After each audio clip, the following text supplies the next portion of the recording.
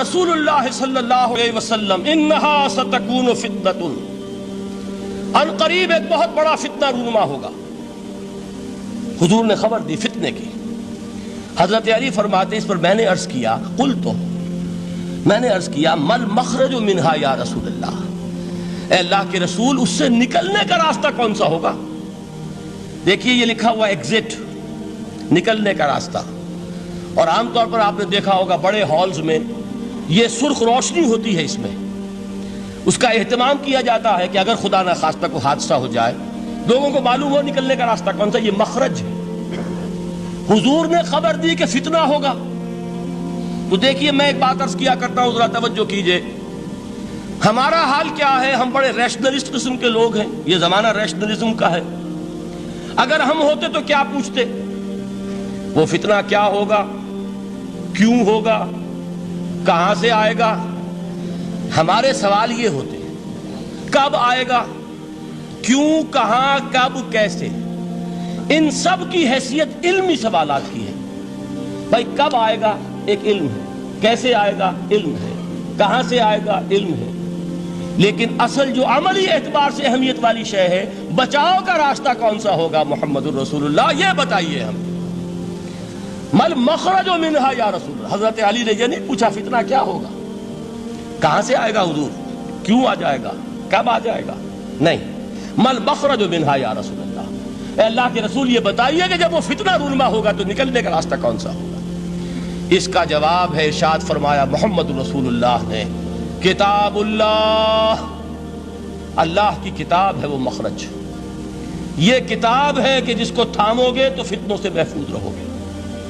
اس کے بعد آپ فرماتے ہیں فیہ نبأ ما قبلکم وخبر ما بعدکم وحکم ما بینکم، اس میں تم سے پہلوں کی بھی خبریں موجود ہیں، عاد اور سمود اور قوم نوح اور قوم ہود اور قوم لوط اور قوم صالح اور آل فرعون، یہ کون ہے؟ من قبلکم، تم سے پہلے، وفیہ خبر ما بعدکم، جو کچھ تمہارے بعد ہونے والا ہے اس کی خبریں بھی موجود ہیں، لیکن وہ کیسے ہوں گی؟ وہ بٹوین دی لائنز ہوں گی، وہ بین السطور ہوں گی۔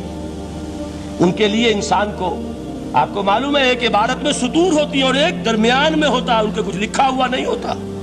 You have to read between the lines۔ قرآن میں بعد میں آنے والے حالات بھی درج ہیں، لیکن اس طرح نہیں جیسے کہ پچھلے حالات درج ہیں۔ اس کے لیے ذرا ان ڈیپتھ پونڈرنگ اوور، غور و فکر اور تدبر کی ضرورت ہوگی۔ وحکم ما بینکم، اور جتنے اختلافات تمہارے اندر پیدا ہوں گے تا قیام قیامت، ان سب کا فیصلہ بھی اس کتاب میں موجود ہے۔ وَهُوَ حَبْلُ اللَّهِ الْمَتِينُ وَهُوَ الذِّكْرُ الْحَكِيمُ، یہی تو ہے وَهُوَ الصِّرَاطُ الْمُسْتَقِيمُ، سیدھا راستہ، اور کون سا؟ یہی قرآن تو ہے۔ ہر رکعت میں کہتے ہو اهْدِنَا الصِّرَاطَ الْمُسْتَقِيمُ، اور قرآن دیا ہوا ہے اس پر غور نہیں کرتے۔ عجیب تماشا ہے ہمارا، نماز کی ہر رکعت میں اهْدِنَا الصِّرَاطَ الْمُسْتَقِيمُ، اور حضور فرمائے وَهُوَ الصِّرَاطُ الْمُسْتَقِيمُ، صراط مستقیم یہ قرآن ہی تو ہے، الذکر الحکیم یہ قرآن ہی تو ہے، وَهُوَ حَبْلُ اللَّهِ الْمَتِينُ، اور یہی ہے اللہ کی مضبوط رسی۔ آپ نے قاری صاحب سے وہ آیات سنی سورہ آل عمران کی، وَاعْتَصِمُوا بِحَبْلِ اللَّهِ جَمِيعًا وَلَا تَفَرَّقُوا، اللہ کی رسی کو مضبوطی سے مل جل کر تھامو اور تفرقے میں مبتلا نہ ہو۔ تفرقہ ہوگا تو کیا ہوگا؟ تمہاری ہوا اکھڑ جائے گی۔ آج آپ کو معلوم ہے دول عرب اگر یہ یکجا ہو جائیں، ایک دن کے لیے اسرائیل قائم نہیں رہ سکتا، امریکہ نہیں، امریکہ کا باپ اسے قائم نہیں رکھ سکتا۔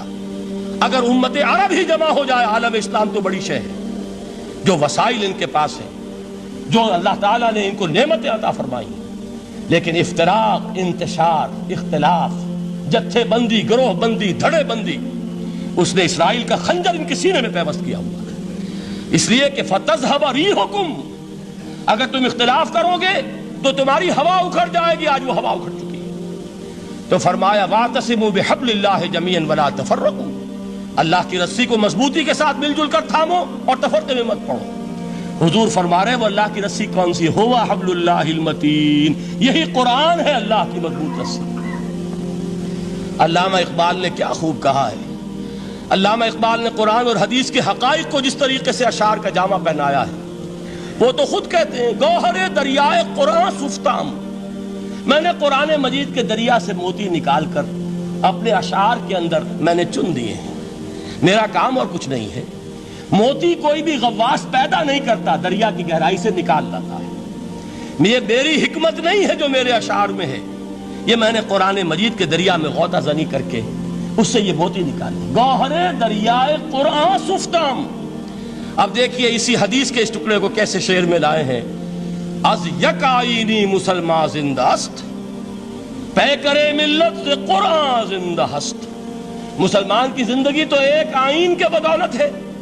یہ آئین قرآن جو کہا تھا کبھی قائد اعظم مرحوم نے، جب پوچھا گیا تھا کہ آپ کے پاکستان کا دستور کیا ہوگا، کیا فرمایا تھا یاد کیجئے کہ ہمیں کسی نئے دستور کی ضرورت نہیں، ہمارا دستور 1400 برس پہلے طے ہو چکا ہے. یہ ہماری بدقسمتی ہے جو کچھ کہا تھا قائد اعظم نے کہ God has given us a golden opportunity to prove our worth as architects of a new state, and let it not be said that we didn't prove equal to the task. میں معذرت کے ساتھ عرض کروں گا حضرت کہ واقعہ یہ ہے کہ ہم اس کے equal to the task ثابت نہیں ہوئے. قائد اعظم کا دیا ہوا پاکستان آج دنیا میں موجود نہیں ہے. اس کا ایک حصہ اپنے نام سے دستبردار ہو کر بنگلہ دیش بن چکا ہے. اس نے اپنی تاریخ کو خیر بات کہہ دیا ہے. حالانکہ مسلم لیگ کی جنم بھومی ڈھاکہ ہے. 1906 میں ڈھاکہ میں مسلم لیگ نے جنم لیا تھا. اور اگر وہ صرف ہم سے علیحدہ ہوتا یا گہرا صدمہ ہوتا، لیکن یہ کہ اس نے جب نام بدلا ہے، در حقیقت اس نے اپنے تاریخ سے، اپنے پس منظر سے استعفیٰ دیا. یہ ہمارا دوہرا ہمارے لیے صدمے کی بات ہے. کیا 2 یمن موجود نہیں ہے؟ ان میں سے کوئی ایک بھی اپنا نام چھوڑنے کو تیار ہوگا؟ کیا 2 جرمنی دنیا میں موجود نہیں ہے؟ کوئی ایک بھی ان میں سے اپنا نام چھوڑے گا؟ کیا 2 کوریا نہیں ہے؟ 2 ویتنام نہیں ہے؟ تو کیا 2 پاکستان نہیں ہو سکتے تھے؟ ہو سکتے تھے. میں یہ کہا کرتا ہوں کہ یہ گہرا صدمہ ہے علیحدگی، اور دوہرا صدمہ ہے، اور اس سے کہیں زیادہ بڑا کہ انہوں نے اپنا نام بدل لیا، اپنی آئیڈینٹی چینج کر دی. انہوں نے وہ نام اپنے ماتھے سے اتار کر خلیج بنگال کے اندر ڈبو دیا. یہ بہت بڑی سزا ہے جو ہمیں ملی ہے. کیوں ملی ہے؟ کہ ہم نے 25 برس تک اس قائد جس کو کہا تھا کہ وہ ہمارا آئین ہے، اس کو آئین نہیں بنایا. ہم نے دنیا کے سامنے جھولیاں پساری، ہم نے طرح طرح کے نظاموں کو آزمایا، لیکن اس قرآن کی طرف پیش قدمی نہیں کی. اللہ تعالیٰ ڈھیل دیتا ہے لیکن سزا بھی بہت سخت ہوتی ہے. ان بطش ربک لشدید، وہ ہم پر کوڑا برسا ہے. تاریخ انسانی کی عظیم ترین شکستوں میں سے ایک شکست ہے کہ جو ہمارے ماتھے پر کلنک کے ٹیکے کی طرح موجود ہے. اللہ کرے کہ آئندہ یہ تاریخ اپنے آپ کو نہ دہرائے. لیکن میں عرض کر دیتا ہوں آپ سے، جو ہمارے لچھن ہیں، جو ہمارا طرز عمل ہے، جو ہمارے لیل و نہار ہیں، جو ہمارا انداز ہے، اللہ کے دین کا استہزاء اور تمسخر، جس طرح اللہ کے ساتھ مذاق ہم کر رہے ہیں، اس کا شاید اس سے بھی کہیں زیادہ برا نتیجہ نکلے. اللہ مجھے اور آپ کو اور ارض مقدس پاکستان کو اس انجام سے بچائے. لیکن اس کے لیے کام کرنا ہوگا.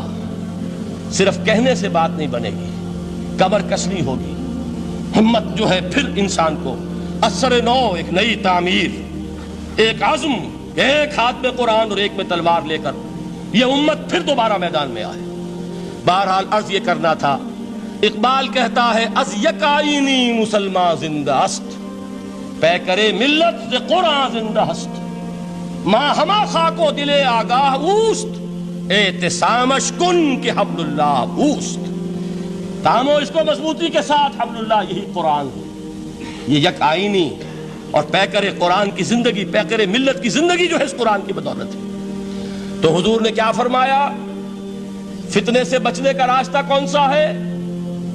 کتاب اللہ فیہ نبأ ما قبلکم وخبر ما بعدکم وحکم ما بینکم وہو الصراط المستقیم وہو حبل اللہ المتین وہو الذکر الحکیم. ایک 3 جملے اور سن لیجئے. هو الذی لا یشبع منہ العلماء ولا یخلق عن کثرت الرد. یہ قرآن وہ شے ہے جس سے اہل علم کبھی سیر نہ ہو سکیں گے. ولا تنقضی عجائبہ، اس کے عجائب کبھی ختم نہیں ہوں گے. یہ ہیروں کی وہ کان نہیں ہے کہ جو کبھی خالی ہو جائے کہ سارے ہیرے نکل چکے اب مزید ہیرے نہیں ہیں. نہیں، علم اور حکمت کے ہیرے اور ہدایت اور حکمت کے موتی اس میں سے ابد الآباد تک نکلتے رہیں گے. ضرورت صرف کھودنے کی ہے. میں نے وہ لفظ استعمال کیا تھا، آج کا قرآن کھودنا ہوگا، آج کی ہدایت اس قرآن سے نکالنی ہوگی۔ قرآن جب نازل ہوا آن دی سرفیس، بالکل ظاہر وہ تھی اس کی ہدایت جو اس دور کے لیے ضروری تھی۔ ہمیشہ کی ہدایت اس کے اندر رکھ دی گئی ہے، اس میں مضمر ہے، اس میں چھپی ہوئی ہے، اس کے لیے تدبر کی ضرورت ہے۔ کتاب انزلناہ الیک مبارک لیدبروا آیاتہ ولیتذکر اولو الالباب، لوگ تدبر کریں، اس کی گہرائیوں کے اندر غوطہ زنی کریں۔ لا تنقضی عجائبہ، اس کے عجائب کبھی ختم نہیں ہوں گے۔ ولا یشبع منہ العلماء، اہل علم کبھی اس سے سیر نہیں ہوں گے۔ آپ کو سخت بھوک لگی ہوتی ہے اور کھانا کھانے کے تھوڑی دیر کے بعد اب آپ کا ہاتھ رک جاتا ہے، سیر ہو گئے، بہترین کھانا ہے لیکن نہیں کھا سکتے۔ اگر عام حالات میں وہ آتا تو کبھی نہ چھوڑتے، لیکن اب وہ آپ کا میزبان کہہ رہا کچھ اور لیجیے، تناول فرمائیے ذرا، یہ بھائی نہیں میں اب بھر چکا، یہ آپ کہتے ہیں کہ نہیں؟ حضور فرمایا یہ قرآن وہ شے نہیں ہے جس سے اہل علم کبھی سیر ہو سکے، ان کی پیاس بڑھتی چلی جائے گی، ان کے اندر quest of knowledge, search for wisdom بڑھتی چلی جائے گی۔ کبھی بھی انسان یہ محسوس نہیں کرے گا کہ مجھے جو لینا تھا میں لے چکا، بلکہ یہ کہ جیسے جیسے قدم آگے بڑھیں گے تہذیب کے، تمدن کے، علم کے، اتنے ہی قرآن جو ہے وہ آگے بڑھتا چلا جائے گا ہر دور کی رہنمائی کے لیے۔ لا تنقضی عجائبہ ولا یخلق عن کثرت الرد، بار بار کے پڑھنے سے اس پر بوسیدگی طاری نہیں ہوگی۔ دنیا کی اور کتابیں ہیں، ایک دفعہ پڑھ لیں گے، دو دفعہ پڑھ لیں گے، تین دفعہ پڑھ لیں گے، چار دفعہ پڑھ لیں گے، پھر جی نہیں چاہے گا۔ لیکن یہ کتاب وہ ہے، امام شافعی کا میں واقعہ آپ کو سناتا ہوں۔ وہ یہ کہتے ہیں کہ ایک مرتبہ میرے ذہن میں یہ سوال آ گیا کہ اجماع کے لیے بھی قرآن مجید میں کوئی سند ہے، دلیل ہے؟ سب مانتے ہیں کہ اجماع جو ہے سورس ہے قرآن کے اسلامی قانون کی، جس پر کہ امت کا اجماع ہو جائے۔